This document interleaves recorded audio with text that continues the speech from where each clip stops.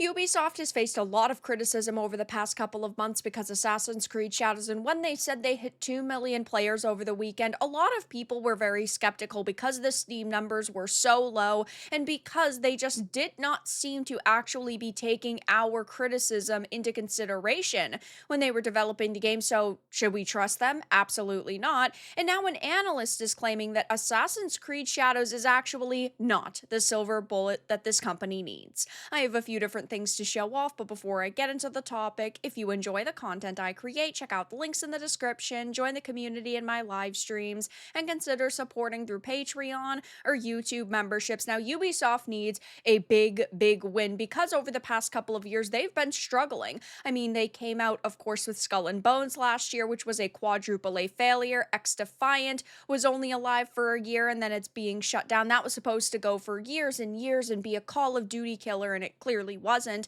Then Star Wars Outlaws came out, which did underperform. They said that it was not such a total failure, but it just was not received all that positively, especially compared to the other recent Star Wars games, Jedi Fallen Order and Jedi Survivor, which sold a combined 15 million copies. And then Shadows came out recently, and they are claiming that they have hit 2 million players now. That takes into consideration the Ubisoft Plus numbers and codes that they gave away for free, and on social media they've been giving away quite a lot of codes. So it just seems to me that they've done everything in their power to pump up these numbers, and they're not specifying sales, which is why I think so many people are skeptical.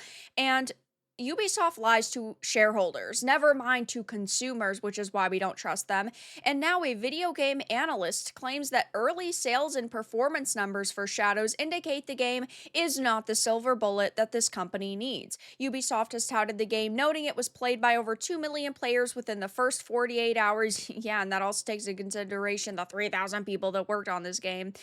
More recently, the company said it was truly overwhelmed by the incredible support and enthusiasm they've received. And yes, I am not sitting here saying that this is a total failure from what we see, right? Because the Steam numbers are very bad. I do totally agree with that. I mean, over the weekend, they had dropped to 29,000, which is really low, and it only peaked at 64K. If I wanted to, sit here and compare numbers, I mean, we could compare Monster Hunter from just a couple of weeks ago, which had a million plus players in it. And this is Assassin's Creed, so you'd think that it would be doing very well. But regardless, it is being received very positively by people, which is great.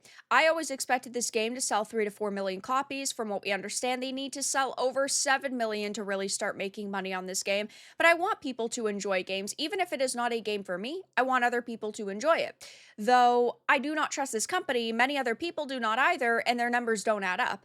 It says on top of this, Ubisoft seemingly leaked data to various outlets, including VGC, indicating that the game delivered the second highest day one sales revenue in the franchise's history, behind only Valhalla. VGC also claimed that Shadows marked Ubisoft's best ever day one launch on the PlayStation Digital Store, was the most wishlisted Ubisoft title of all time, and generated over 11 million hours watched on Twitch. Yeah, the viewership on Twitch also had completely tanked. So, despite all of this, Reese Elliott, an analyst at Mid-IA Research, or Midia, I'm not sure how you're supposed to say it, who previously worked as a games market analyst at Newzoo and also spent time at Nielsen, shared on LinkedIn early numbers sadly do not reflect the smash hit Ubisoft really needs. He explained that Ubisoft's announcement of 2 million players is a bad comp and it's obfuscating things. He explained it doesn't take game sharing on PS5 into account. There's a system level workaround that lets PS5 players share games digitally with a friend.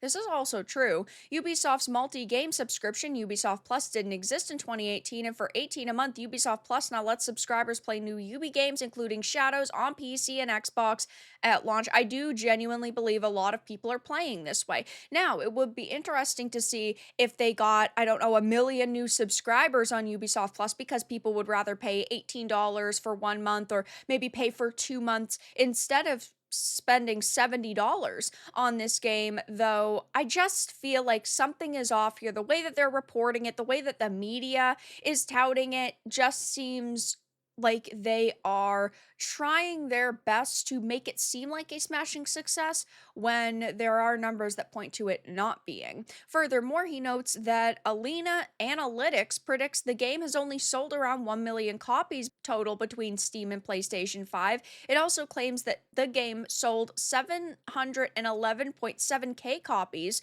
through March 22nd on PlayStation and just 288k on Steam through March 22nd. He also notes that this does not include Xbox and Luna data, who actually plays games through Luna.